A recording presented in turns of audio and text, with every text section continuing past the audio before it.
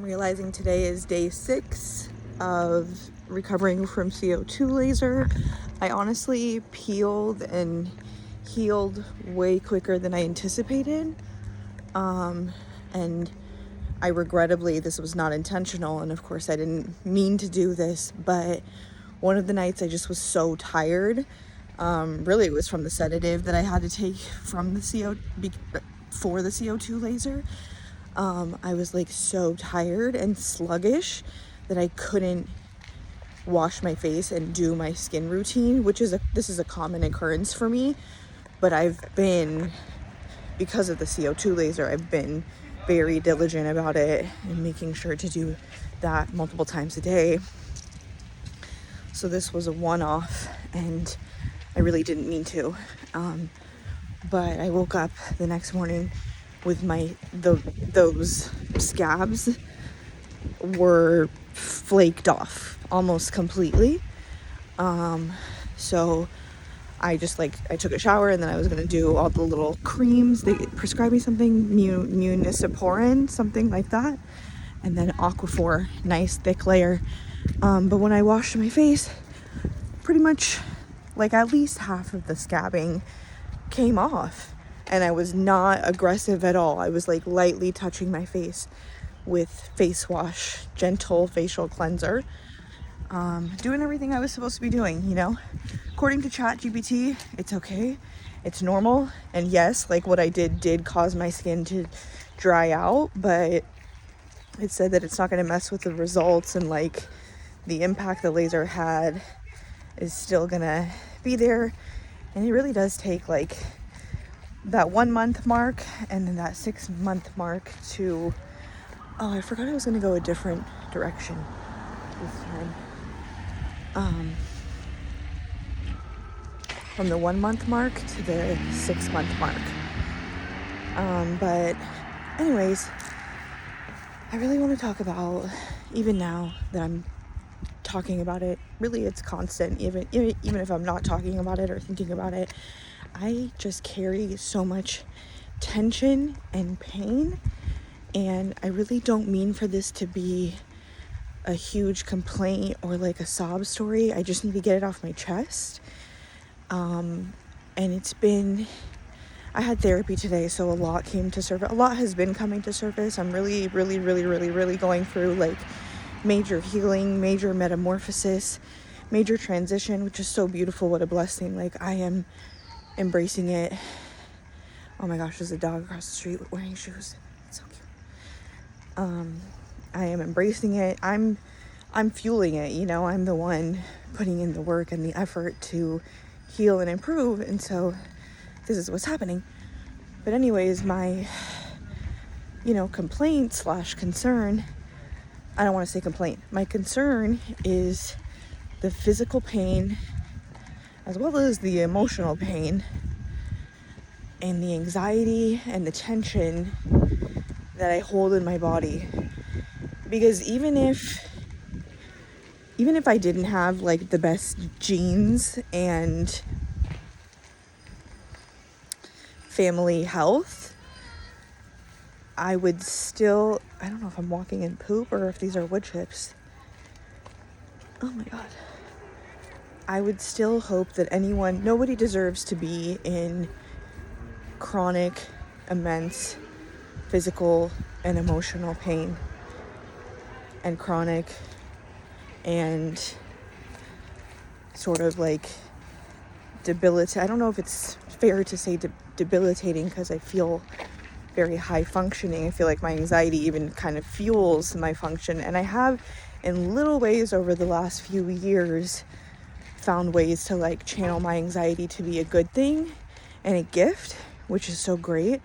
Whoa, something even just clicked for me that maybe that is just what, like maybe there isn't a day where first of all, I know anxiety is a normal, naturally occurring thing.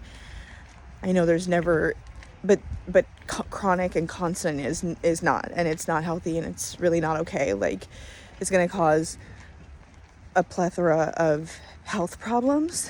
I already just have so many things like adrenal fatigue, hair loss, What else?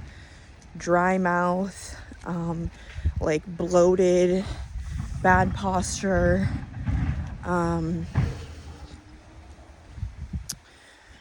what else?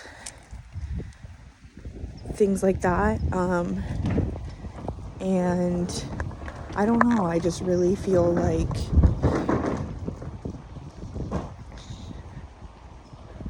really what it is, I don't feel like comfortable opening up about it right now, is there's something like looming over me health-wise, basically a new diagnosis or discovery, or like a discovery that I have the gene for something. It's not that I am diagnosed and have like 6 months to live or anything. So for that, I do need to be tremendously grateful, and even just acknowledging that I have my health and well-being today, despite, even though finding out, something that could likely be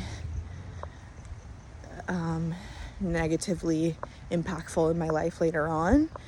I do need to be grateful for where I'm at right now. The thing is, it's so conflicting because I'm like, yeah, I want to be grateful for where I'm at right now and I have my health right now, but it's like I don't feel healthy, and that's the thing. Like I said, it's like this chronic stress and anxiety that's just eating away at me, and it's also this vicious cycle of like, I don't know, for example, the poor self-image, that alone will do the bad posture. And I have other reasonings for having bad posture, but like, and I've read the spiritual significance of like bad posture or like back pain or back problems is like an underlying lack of support, like feeling like you have the weight of the world on your shoulders. And that's definitely how I felt throughout my life, a kind of a consistent theme. Not to like bash anyone that does support me, because I do have lots of supportive people in my life, but I felt tremendously unsupported throughout my life, just very alone, very isolated, very troubled and lost for the majority of it.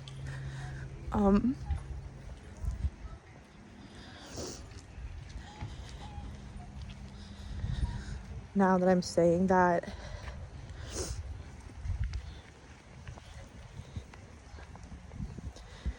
out loud, I'm like, wow, I really have come so far. I don't feel troubled or lost anymore. I definitely have some troubles, and I definitely have certain things that I feel unclear about, but I wouldn't outright describe myself as troubled and lost, and that is so beautiful. I actually feel like quite blessed and intuitive, and I feel like appreciative of having a zest for life. Like these flowers are so beautiful. I pass them on my walk all the time, and they kind of go in like rainbow orders, like a peach, okay, then a bright pink, then another light pink, and then it gets to this like orangish pink. Oh, there is an orange one. I think it's asleep though. I think it's this one. It's bright orange usually. Or is it this one? I don't know. I don't know. But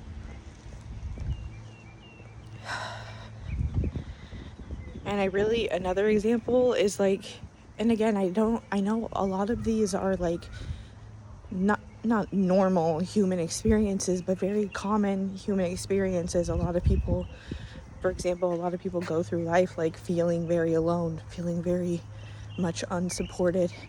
Oh, a big piece that I will say is that like God and my faith and that whole realm of things. Oh my gosh, look at this little fake butterfly. I'm picking it up and I'm taking it. I need it. Now I have to walk away from the street because I don't want somebody to see that I stole this fake butterfly. It's in the dirt on the floor. I don't think anybody's gonna miss it, but anyways, it's just a lot. And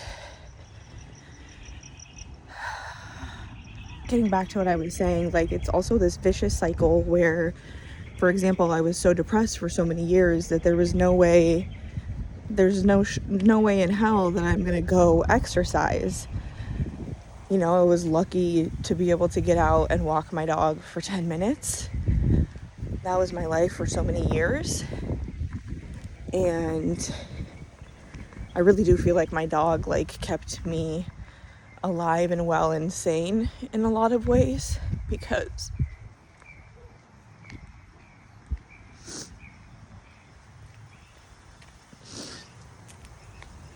you know, like, I had her from age 20 to 34, 20 to 33, because I lost her before I turned 34. And she did definitely keep me alive and well. And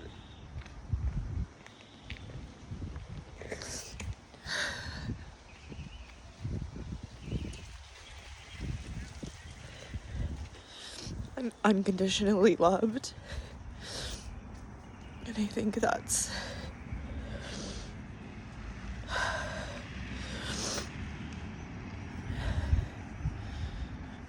I don't know if that's the best gift of all that she gave me. Anyways, so it's so nice to, like, be where I'm at now, where I feel like I'm properly medicated as much as I can be. I haven't really had, well, I have had luck with, like, anxiety meds. I feel like the anxious thoughts really get a lot more quiet with the meds. But I still very much feel the anxiety and the tension in my body. And that's been the case on every medication, like Lexapro. Right now I'm on Buspar. That kind of makes sense to me. Like, it can absolve me of those, like, racing thoughts and stuff like that. But the pain and anxiety is stored in my body from the unresolved trauma I've endured. And I don't know, dude, like, I was gonna say, no one talks about, like, how hard and dark and scary and isolating and all of that a healing journey is, and, like, actual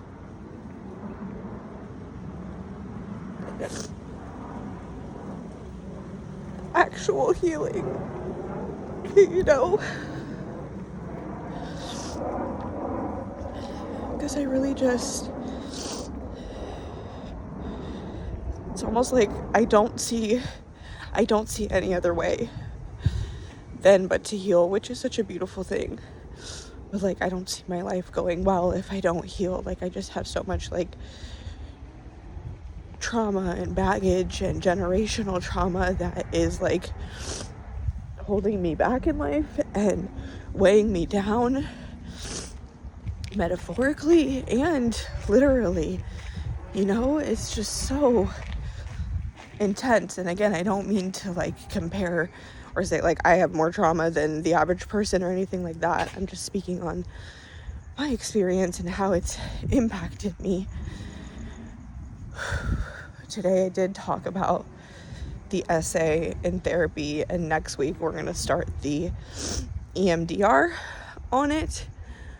Really, what the beliefs around all of that is that I'm not safe.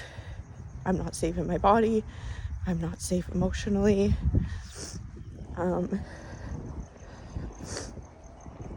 Some feelings of, like, unworthiness and that sort of stuff. Even now I just, like, breathed a deep breath. I don't know, and I can only assume that the answer is yes, but I wonder if anyone else, like, has dealt with, for example, anxiety, but chronic. Like since I was 11 years old, there hasn't been a time where I haven't been anxious. It's just my MO. It's my anatomy.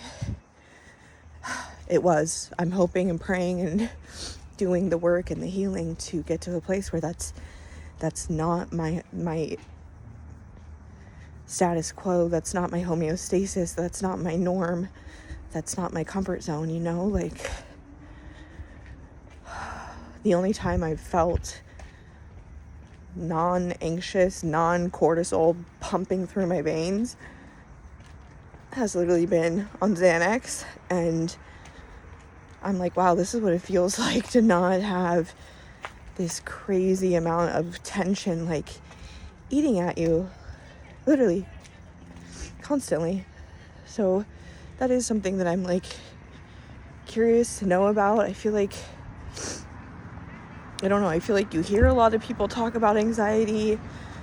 A lot of people have anxiety, but I wonder if it's, I guess that's my main question do some people experience it like I do, where it's constant and chronic and there's not a dull moment, like there's not a lapse in that. There are things that relieve me of it, like when I do, the thing is I can't even do breath work because I chronically feel like I can't I feel like I'm just complaining again, but I can do breath work, and I've tried to go, and I know that a lot of my solutions and healing exist within my breath. I know that intuitively, whether it be meditation or breath work or box breathing, like those simple breathing exercises really do me wonders. I think the breath work is way too intense for me as somebody who feels like they can't catch their breath ever. And it's very rare that I'll have a moment of a deep breath. Maybe that's why it didn't go so great for me the first time. I just sat it out. Like we were doing, I forget how long the breath work was, but I was really trying in the beginning, and then I just kind of stopped and did my normal breathing and like sort of had like visualizations and that sort of thing, because it was like a cool trippy experience, but I just wasn't able to keep up with it was crazy for me.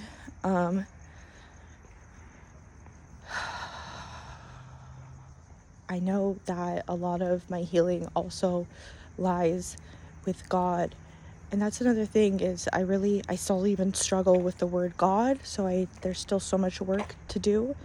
I really just want to like rebrand or reclaim that word, because, it's had not a negative connotation in my life, but I used to associate it with church, and I don't anymore. But there are still some remnants of those feelings. And for example, for people that are extreme with God, like that doesn't resonate with me. So I have it's just weird. But now recently, like the term the universe doesn't really come to my mind as much. So I don't know, I'm figuring that out. But nonetheless, I think what I decide to call it is, that part is kind of